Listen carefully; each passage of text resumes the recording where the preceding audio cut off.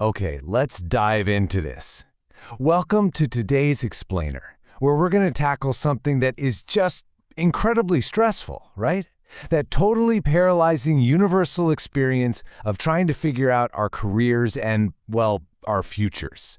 If you've ever felt completely stuck while investigating career options, or if you're carrying this massive weight on your shoulders, thinking you have to find your ultimate calling before you take a single step, I want you to just take a deep breath right now. Today, we're taking the pressure off. We're going to break down the actual practical steps you need to take to build your path.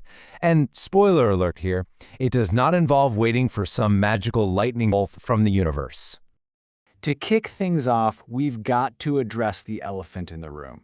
You were sold a lie. A massive, massive lie. Now, I know that sounds a bit harsh, but honestly, it's incredibly freeing once you wrap your head around it. You see, so much of the anxiety we feel when investigating our professional lives comes from this deeply ingrained, fundamentally flawed premise about how success and purpose actually work. We've been fed this narrative, and it's literally paralyzing us. And that lie is the idea that somewhere out there, a perfect version of your life is already written, just waiting for you to find it. Think about it for a second. We're taught that if we just think hard enough, right? If we journal enough, if we sit quietly and meditate on all our options, eventually, boom, a lightning bolt of clarity will strike. We think we'll just know exactly what we're meant to do. And because we believe this, we wait. We hesitate. We keep our options open out of this sheer fear that committing to the wrong thing is somehow infinitely worse than committing to absolutely nothing at all. But here's the thing. Clarity? It's not found by sitting still. This whole waiting game leads us to ask this incredibly heavy, monumental question. What should I do with my entire life? Right? When you're investigating career options, this is the default question we all tend to jump to. And honestly, just hearing it said out loud, you can probably feel your chest tighten up a little bit. I know mine does. It's a massive, overwhelming inquiry. We're essentially trying to map out the next 40 years of our lives before Tuesday. We're demanding absolute certainty from ourselves about an entirely unknown future. So here's what you need to do. Stop asking it. Seriously, just stop. That massive question, it's not actually a functional question. It's way, way too big. In fact, it's specifically designed to overwhelm you into doing absolutely nothing because no honest answer could ever feel big enough or certain enough to satisfy it. And let's be real, nobody makes a good decision under that kind of immense, crushing pressure. This brings us to part 1, the locked door. Imagine you're standing outside a locked door and you're holding a giant ring of keys. Right now, what you're doing is standing there holding those keys up to your head, trying to mentally calculate which key will fit the lock before you even step forward to try turning the handle. You're agonizing. Should I go into marketing or design, start a business, get a stable job, move to a new city? You're trying to solve this giant puzzle before picking up a single piece. But the reality is, nobody thinks their way into a life. People act their way into one. The version of you that actually has that elusive clarity, the future you who confidently says, yeah, this is what I'm meant to do, that person exists on the other side of 100 small actions that you simply haven't taken yet. And they didn't get there by having a better, more detailed plan than you have right now. They got there by moving before they were entirely sure. They let the movement teach them what sitting still never could. And this brilliantly illustrates the difference between thinking and doing. When you just sit on your couch thinking about what career you might like, all you are generating are untested theories. You're guessing. But when you actually do something, you get evidence. When you take action, no matter how tiny, you are gathering undeniable data that no amount of overthinking could ever give you. You actually find out, in your literal nervous system, how an activity affects you. Which leads us perfectly into part 2, shrink the question. So, if you can't think your way to clarity, What do you actually do with all this uncertainty? Well, the strategy is remarkably practical. You shrink the question. You drastically lower the stakes of your career investigation. Instead of trying to figure out the ultimate destination for the rest of your life, you just focus on the immediate next step. And here is your actionable framework to do exactly that. Step 1. Pick a curiosity. Just ask yourself, what's one thing I'm even mildly curious about? Step 2. Find a cheap test. How can you try this out this week, for free or close to it, with almost nothing to lose? And step 3. Feel the result. Just notice how it actually feels in your body to do the thing. That's it. That's the entire strategy for navigating your path.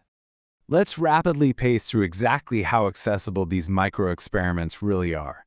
You curious about writing? Great, but don't go quit your job to write a novel. Just write for 20 minutes tomorrow morning. Curious about building things in tech? Don't enroll in a 4-year degree. Watch a quick tutorial and build one ugly, broken little project this weekend that barely even functions. If you're curious about coaching, teaching, making music, or working with your hands, just find the absolute smallest, cheapest, lowest stakes version of that thing and go test it out. Remember, the goal here is not to master it. The goal is just to feel it. Now, this is the part most people skip because it feels too small. But skipping it leads to a total misunderstanding of what passion actually is. People seem to think passion is this thing you discover fully formed, like it's just been hiding under a rock in the woods waiting for you to stumble upon it. It isn't. Passion is built. It's constructed slowly through repeated engagement, exactly like a muscle is built through repeated use at the gym. You don't fall in love with something you've never touched. You only fall in love with it by doing it badly, over and over, until you actually start to care about it. Let's move on to part 3. Track energy, not performance.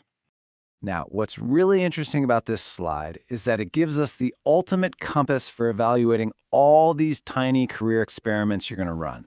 And this is especially vital if you're in your 20s or maybe starting over in your 30s or 40s and you're feeling quote-unquote behind. You need a new metric. Notice the stark contrast here. Performance asks things like, was I productive today? Did I do the task well? But energy? Energy asks something completely different. Did this make me feel more alive or less? Did I lose track of time, or was I staring at the clock wanting to escape the second it was over? The hard truth is, performance will lie to you. You can perform extremely well at a job that is quietly killing you inside. But your energy never lies. Energy is the true compass. So how do we actually track this? With this incredibly simple daily tracker. It's just 3 columns: the date, what gave you energy, and what drained your energy. I want to challenge you to use this simple daily habit for just 1 month. Just one.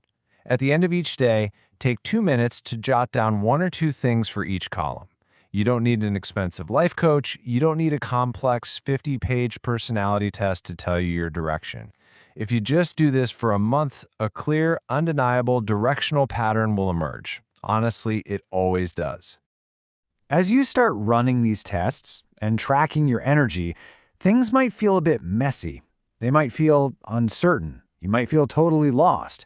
And I want to pause and reassure you directly right here. Feeling lost is not a sign that something has gone wrong. Think about it. Nobody starts a journey already knowing the terrain. If you did, it wouldn't be a journey, right? It would just be a commute. The fog you're standing in right now isn't proof you're failing. It's just proof you're early. It is the completely normal, expected state of beginning something new. So the crucial point is this: a meaningful life, a fulfilling career, it was never a pre-drawn map waiting for you to just stumble onto it. As the quote says, it's a trail, and trails don't exist until somebody walks them. You build your purpose one small, messy, uncertain experiment at a time, staying just one step ahead of the fog. Which leaves us with one final, activating question for you to take away from this explainer today. What is one absurdly small thing you can try this week? Seriously, think about it. Stop waiting to see the entire path laid out before you. Find that tiny, cheap curiosity, run the experiment, and track your energy. Take the step, and I promise you the path will start to show up right behind you. So what's your first step going to be?